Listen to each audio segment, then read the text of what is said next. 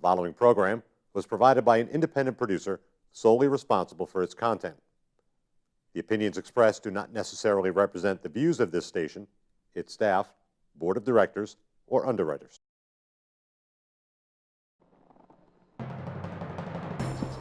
Every day, citizens around the country are faced with new dilemmas that affect them profoundly.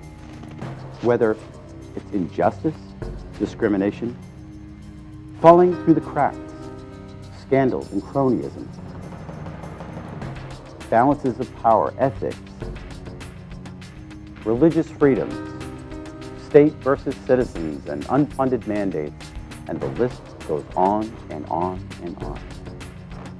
Welcome to Speak Up. It's directed at those who have fallen through the cracks, and it gives them a voice. It's your turn to speak up, to stand up and fight back.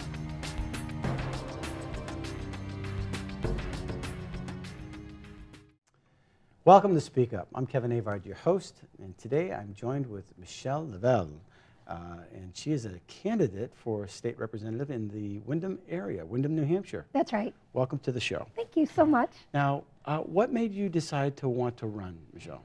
I believe very much in giving back to my community, and I've been already working up in the State House as a volunteer for a number of grassroots organizations, primarily focusing on education issues over the years, but a few others as well. And I think I just felt very compelled that this was the right time with my family situation, with one of our reps pursuing a different office.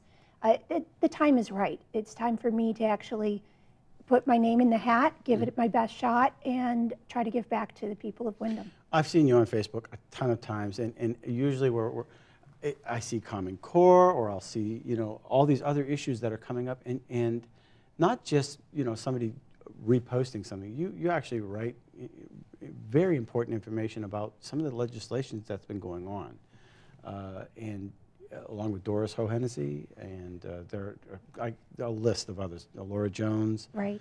There are a number of, even J.R. Holt, a number of people that are very concerned with what's going on in education today. What do you think is one of the most important things that people need to know about what's happening in our education system right now? I think right now there's a lot of top-down education reform, basically through Common Core. Unfortunately, it doesn't seem to be something that the local school districts are having a voice in, and certainly the parents and teachers are not. Increasingly, I'm hearing from teachers about how they're frustrated with the pace and the inappropriate levels that they're being asked to teach to the kids. They're frustrated. They don't feel like their profession is being respected in the classroom anymore. Right. Parents are frustrated because they see their kids just struggling night after night at the kitchen table as they're trying to work through homework. And so increasingly, these people are being shut out of these key decisions. Right. And it's been coming through the Race to the Top grant application. It's been part of the No Child Left Behind waiver that the state pursued. And instead of it being truly a local decision by the school boards, it's been all top down. And people don't, I think maybe they've been losing sight of the fact that once you lose local control, then you basically have a cookie cutter system. That's exactly the design of Common Core. It is meant to be a standardized set of standards across the states, across school districts. They have argued that it's because there is a mobile population that will move from one state to another. It's less than 1.3% of K through 12 students that actually do move across state lines during those years. But it creates this one size fits all.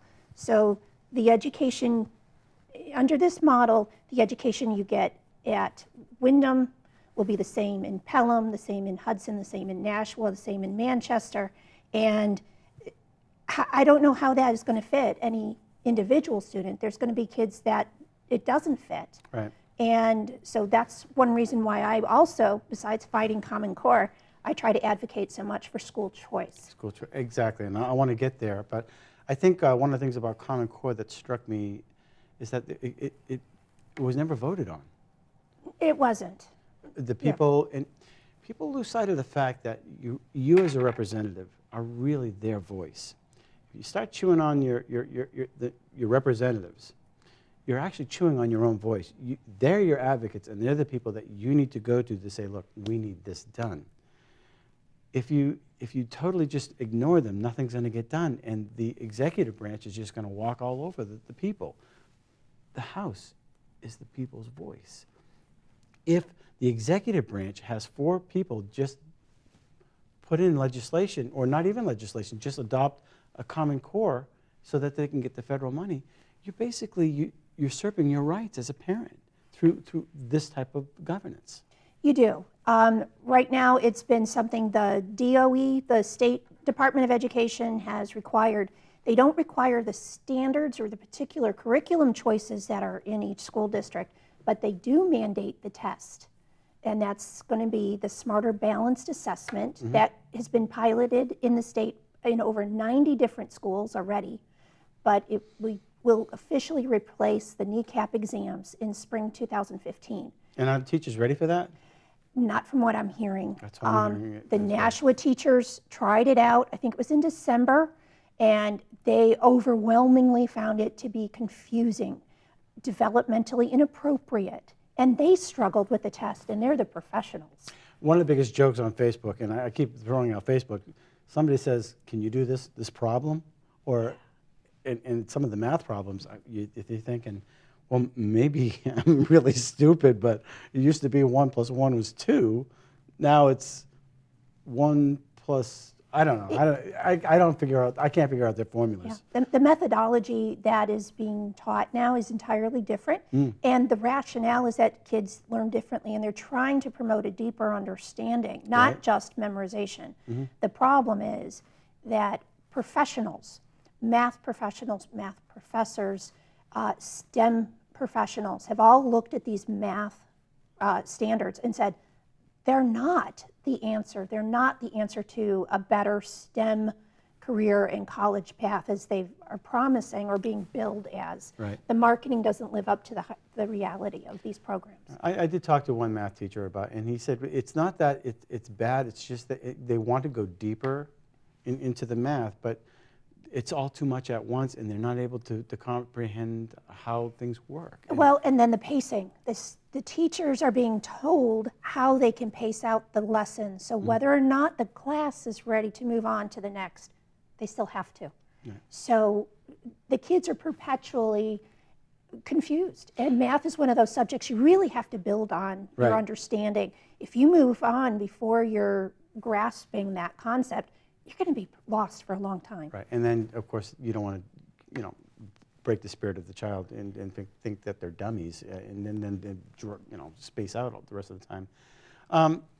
You're running for state rep to change this. Well, that's my personal mission. I think there are a lot of recent things that have been going on up in Concord. Oh my gosh, the gas tax. The gas tax, the health care. Medicaid expansion. That's not good. What's going on? Right? Who's going to pay for this? Well, I think that is a problem. I think we've blown through the money that the previous legislature had set aside, and now we're in a world of hurt. Our state's credit rating has dropped. We just don't have people stepping up and making those distinctions between needs and wants, and living within our budgets, and not over-promising when we can't deliver on it. Those are tough decisions. Is anybody legislating for new businesses to come into New Hampshire? Our energy prices are going to go skyrocketing. We're getting rid of our coal plant. We don't have a Northern Pass or anything to supplement. So that means energy costs are going to go up, and that's one of the main reasons why businesses aren't coming here. Yes, and we have a tax environment that is not friendly to businesses. Right. There are other rules. There have been, I think it was just this session, there was a bill voted on that prohibits businesses from using credit checks when they make hiring decisions.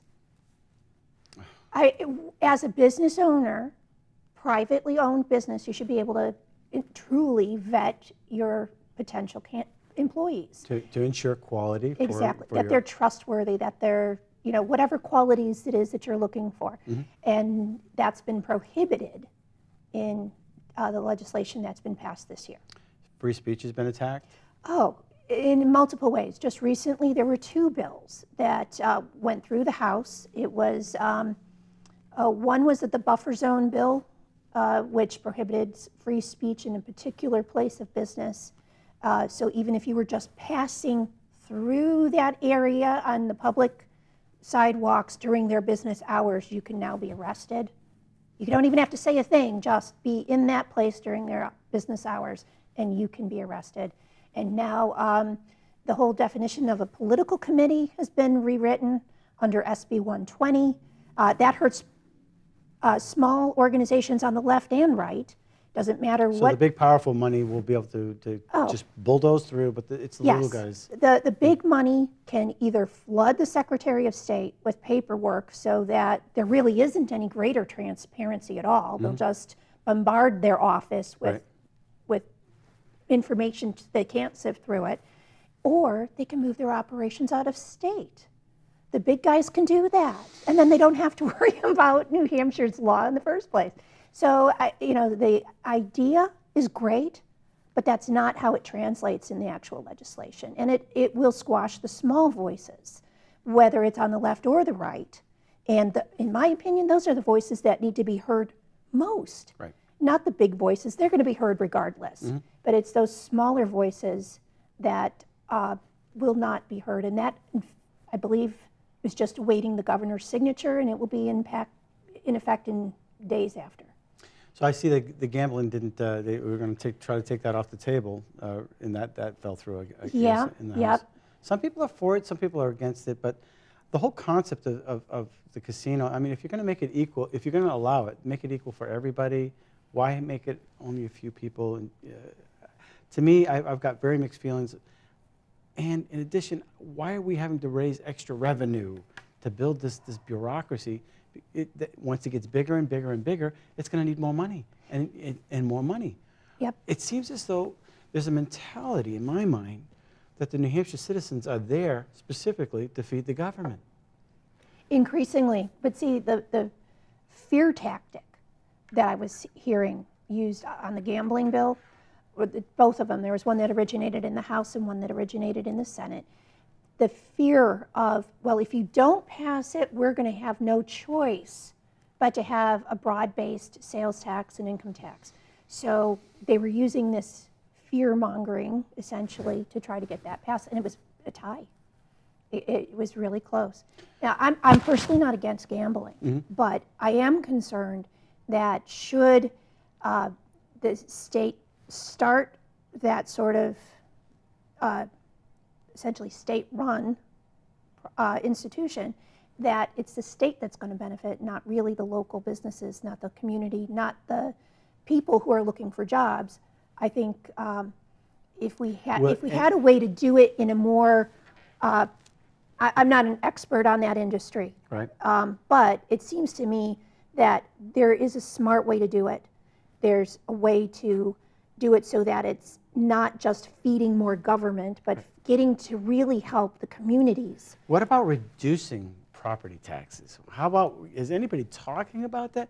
You know, if we can get businesses to come into New Hampshire, set up shop, can't we just, that's how you reduce the property tax, the burden. Right. And we're not seeming to get that. All we're seeing is more regulation, and that being number one, why businesses aren't coming. Our energy costs are going to go skyrocketing. What are they thinking? There was this gas bill that passed. I was door knocking, just telling people, I'm running for state senate myself. And they said, well, are you for the gas tax? And I said, well, if the money actually went to the roads, yay, let's do it 4 cents. Okay, as long as 100% went to the roads. There was an amendment to say that.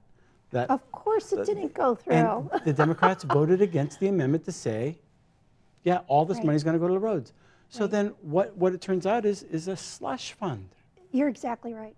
And we don't need another slush fund. We don't need more spendthrifts in office. The gas tax is only going to hurt the people who are commuting to work or school, taking the kids back and forth to their different activities. It's going to raise the price of every single consumer good that's Food purchased, included. everything. Right. And so it doesn't just impact the gas pump price. It impacts everything. And where's that money going to go? Oh, I bet it goes to Health and Human Services and all these other organizations which are gluttons for your money.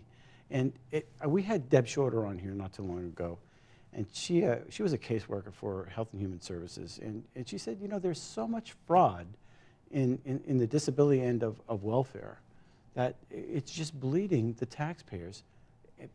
But it's part of the cost of doing business. It's a shame because I think everybody wants to help those in need. You want to help people get through those tough times in life, and for some people it's a longer time. Right. And you want to help them, but it's people who are taking advantage of the system, and our system doesn't have enough of those checks in place to make sure the money gets to those who need it. So then you just have this big giant machine called the Health and Human Services that just pours through the money, and it's raping the taxpayers. And you know, part of the taxpayers are the kids that maybe stuffing Right. bags at Hannaford's or Market Basket, Right. or grandma and grandpa that are on a fixed income, or the vet that's on a fixed income and on disability. Those people get lost. Yeah. They get forgotten when it's funny. The people who are voting to increase all these taxes or additional handouts don't realize that the people they say they're trying to help are the people they're burdening Right. with those additional taxes. They just don't seem to have that connect, that it's not just the uber wealthy that are Right. paying those things. Certainly not at the grocery store when it's the senior citizens that are just trying to get their regular groceries and are struggling because their Social Security hasn't gone up. They're on that fixed income. Their property taxes have gone up, and now how are they supposed to pay for Right. all And this? Social Security obviously is being attacked through Obamacare and all the Right. everything is just going up, and they're not benefiting from it.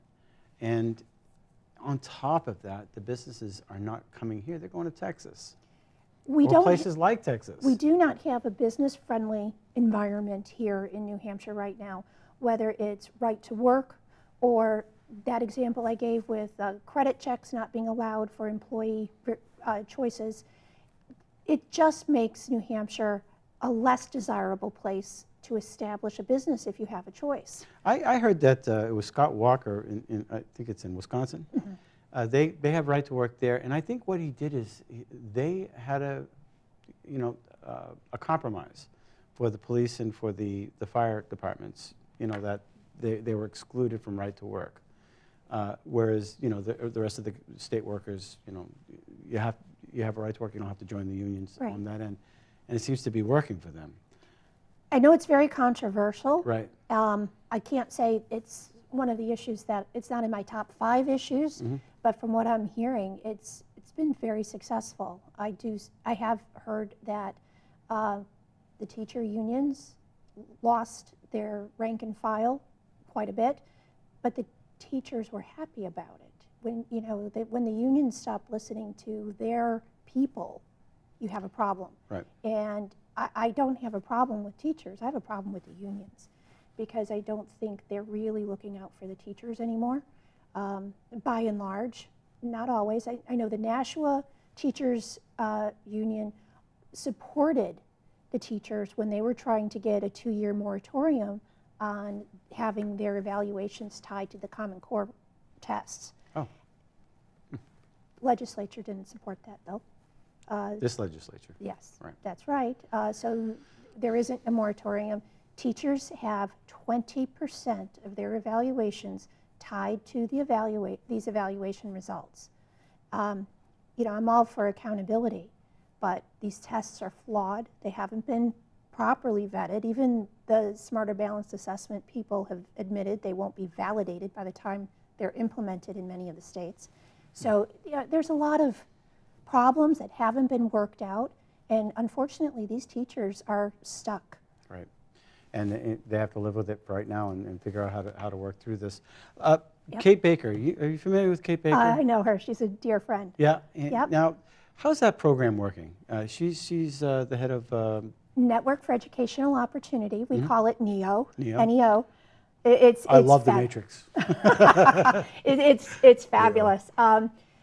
So for your listeners or watchers who are not familiar with the program, it's a scholarship organization, nonprofit scholarship organization that helps underprivileged families across the state have tuition money for K through 12 students who are looking for an alternative.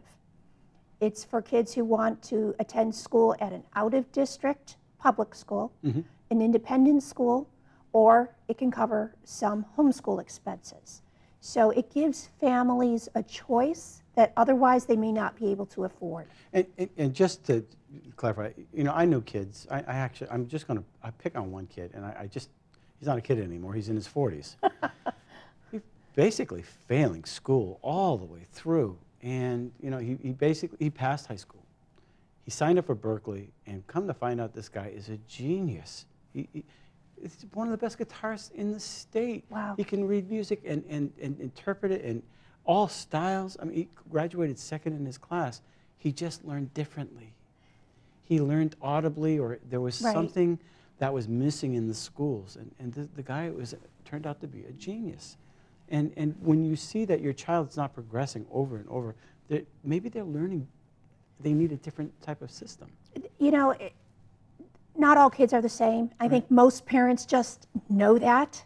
I'm a mother of twins, and my twins are not the same. So, I think parents realize each kid is special and different and has unique educational needs and goals. And sometimes the local public school can meet those needs. Sometimes they can't. Right. And it's unfortunate that some families are truly trapped in those zip code schools. And so this scholarship program is to help those families who are otherwise hoping for an alternative, but just can't make that tuition payment. It probably doesn't cover the full ride at some of these private schools, but it might just provide that difference to make it possible. And we hear about some of the kids going to the science school. There's a science school, I guess, and there's a lottery for it. Yes. We got in, yes, we got in. Or that's the Academy for Science and Design here in Nashua, ASD. It's a charter school, and in New Hampshire, all the charter schools are part of the public school system, so they are at no additional tuition cost. Right. But last year, for this current school year that's just wrapping up, they had like 400 students, but 200 on a wait list. And that tells you something. It certainly does. And they received the top scores for all the kneecap categories. They had something roughly like maybe 98% of the top scores for 6th grade science. They're phenomenal. But those kids that go there have had their families select that school. So there's a fit. It does attract students who are interested in the STEM sort of learning environment. So kids who have a fine arts inclination might go to the new one opening up, the Granite, I'm going to get the name wrong, Granite State Academy for the Fine Arts, something like that. That's a new one opening up. So what I love about charters is that it helps fit each kid, and it's within reach. Right. Because it is part of the public school system. There isn't a tuition charge to the parents. And it's part of fitting each kid. They're all different. There's a different environment. And it's part of what recognizes each kid's unique talents.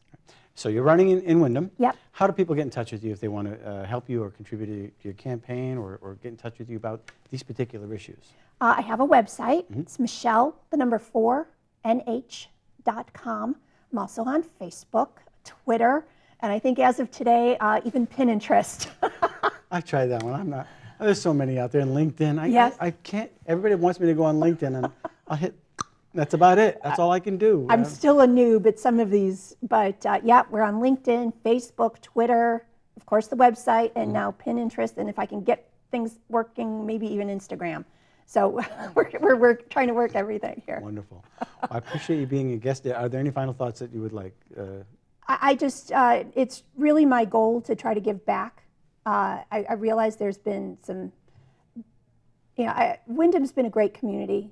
I've been really happy there, and I think I need to be held accountable to them. It's my turn to give back to them. Right, and I know we're in Nashua right now, but Right.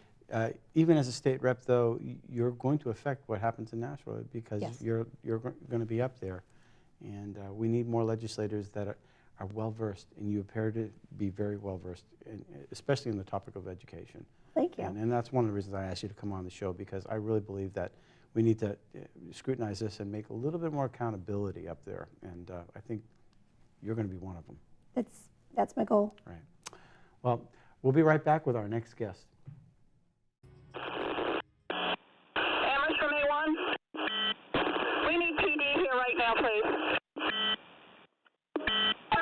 Get me PD now! No, get me PD now! Things happen very, very, very quickly. If the parent isn't proven unfit, a parent should have the rights to their child. So when the day came I was supposed to get her back, I didn't know where he was. They are the judge, they are the jury. I went to give him a hug and a kiss to tell him that everything was going to be all right. Basically, seen it all. This one caught you by surprise. It was psychologically difficult. What I want to do is show people that this is organized crime. We are very uncomfortable. My husband is beside himself. This is a trained situation here. Bullying to bizarre to dangerous. The scary part was, Because you don't know what the end is.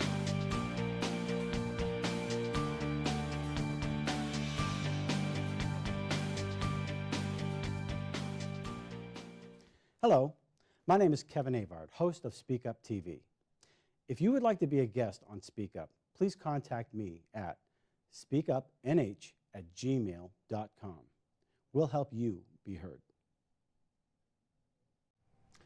Welcome back, and we're going to be closing out the show with Kimberly Morin, our local activist, independent activist. How are you doing, Kimberly? I'm good. How are you? Good.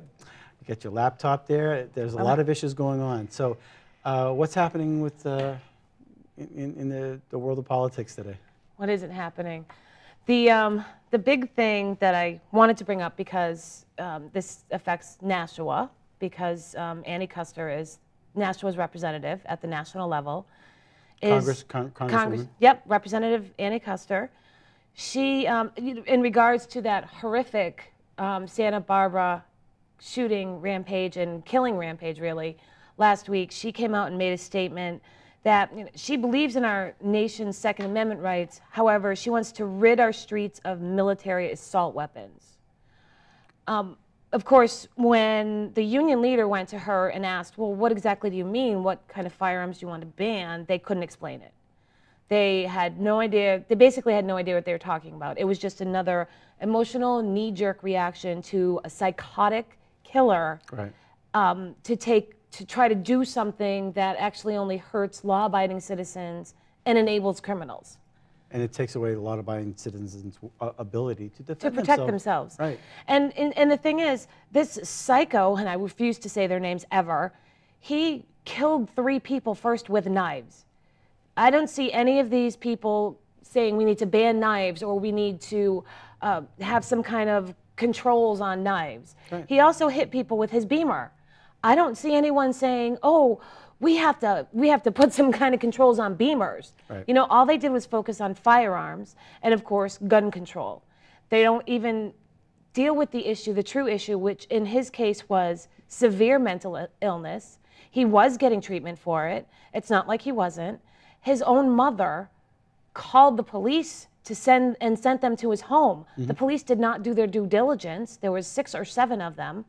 They did not watch the videos on YouTube, which showed that he was pretty psychotic, and they did not look up to see that he had firearms.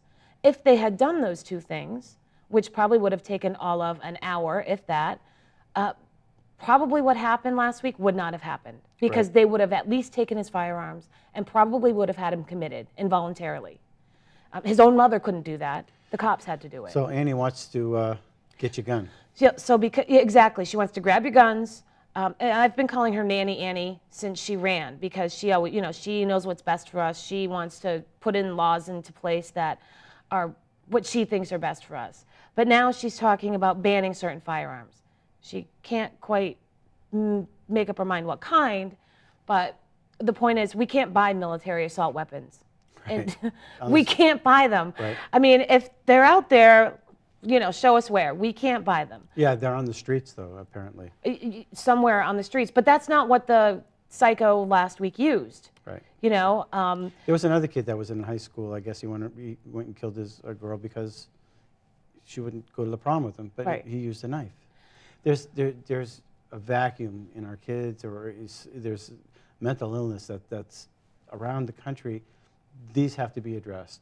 But you don't take away individuals' rights to protect themselves, which was guaranteed by the Constitution, to rid us of this plague. Well, and this is the problem. All these people, the Moms Demand Action Group and the Mayors Against Illegal Guns and now the Everytown people, they talk about wanting to stop gun violence, but they're not actually addressing the real issues. Mm-hmm. Their real goal is gun control. And that's why there is not one mayor in all of New Hampshire who's involved in Mayors Against Illegal Guns. And that's why a lot of mayors have gotten out, because when they actually got involved, they realized it wasn't about ending gun violence. It was about gun control over law-abiding citizens. And we've seen what legislators have done in states like Connecticut and New Jersey, where they turned law-abiding citizens into felons. Right. And this is one of the things... And felons can't vote. Right. And, so this is one of the things that, why I do what I do. But illegal aliens can. Illegal dead people. That's right. And this is one of the things, one of the reasons I do what I do is to inform people and let people know, if you're not paying attention, this is what's going to happen. And what's happening locally? Locally right now, nothing. People were able to fight off the gun control bills that Democrats did try to put in place, and some Republicans. Those were fought off because there's no gun crime issue in New Hampshire. Right. We don't have a gun violence issue. We don't have a gun crime issue. As a matter of fact, we have one of the lowest crime rates in the entire country. Right. In Chicago, which has some of the highest and stringent, that in D.C., gun laws are the most violent places around. But nobody ever cares about those places. I never hear Rep. Custer say anything about those. She made commentary about the Santa Barbara case, but not about those poor kids in Chicago that are killed on a daily basis. What's she doing about helping out the VA or anything? Any comments on that? No, not that I've seen lately, but I'm sure she probably has made some kind of commentary on it. They probably all have, although they'll all do nothing about it. The Senate actually had a bill to hold the VA accountable, and rather than vote on it right away to try to get some accountability, they decided to hold off, and they're going to check it out. And they finally want to read a bill. I think the bill was only 2 or 3 pages. Right. They didn't read Obamacare, which affected the entire country, but Yeah, they had to pass it, and before you could read it. This one you got to read it, and it's going to take a long time. 2 seconds. It's holding the VA accountable because they've had such saw that atrocious bill, right. So this is one of the things that I'm talking about is the people like Custer and Shea Porter and Shaheen, who all are for more gun control against law-abiding citizens. And bureaucracy. And bureaucracy. They don't tell the facts about gun issues. They don't use facts when it comes to what gun control actually does, because it actually enables criminals and creates more victims, law-abiding victims. Can I ask you to do a little bit of research for me for our next show? I saw that there were some hearings about the ACA and the HIPAA violations, where if you sign up for the ACA, apparently you sign away your rights to any type of privacy. Right. I know I saw the video, I know I saw the hearings, and apparently Shaheen's not talking about it, Custer's not talking about it, but if you sign up for Obamacare, are you waiving your HIPAA rights? Yes, pretty much. And if you're waiving your HIPAA rights, then all privacy, whether it's your abortions, whether it's your kidneys, whether it's your mental illness, everything is your psychological welfare, that's open for the IRS, that's open for your political enemies. Am I off base here? I'd have to actually look into, we know the federal government would have access to all of that information. Right. So I don't know, I mean, from there, we've seen the untransparency of the Obama administration, and also we know what the NSA is doing, so who knows what they're actually looking at. This government right now is it's just so foreign to what I grew up with. And this is no JFK. No. JFK, and the Democrats they don't resemble anything that I ever thought a Democrat was. The Democrat Party has moved completely and extremely far left. They always say that people on the right are extremists, quote unquote, but in reality, everyone's extreme compared to them because they have moved so far left on the spectrum. Right. They absolutely do not resemble the Democrats of yesteryear. Right. And there was a small number of them going as far back as Wilson. And they just, they grew, and then they've sort of been, I want to say, underground, so to speak. No one would admit to being a progressive before because it had negative connotations with it. Now they're out there, and you don't even hear the blue dogs. You don't ever hear that phrase anymore because the blue dogs were, somewhat moderate to conservative. Now it's either you would agree with us or you're considered an extremist. I heard your radio show this on GR this Saturday, by the way. It was on GR. Is it GR or? Oh, GIR with Jeff Chittister? Yes. Yep. So that's how people can listen to you, and you have a blog as well? Manchester Political Buzz Examiner, and also I'm on Gerard at Large every Monday morning at 8:20. All right.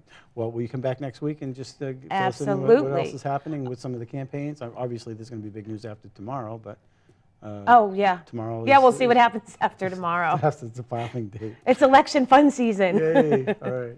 Well, thank you for coming on Speak Up. Thank you. All right. And that's it for now. Thank you for watching Speak Up. We're on every week, and if you want to come on the show, please give me a call or email me at speakupnh@gmail.com. Until then, thanks a lot. If you would like to be a guest on Speak Up, please contact me at speakupnh@gmail.com. We'll help you be heard. The preceding program was provided by an independent producer solely responsible for its content. The opinions expressed do not necessarily represent the views of this station, its staff, board of directors, or underwriters.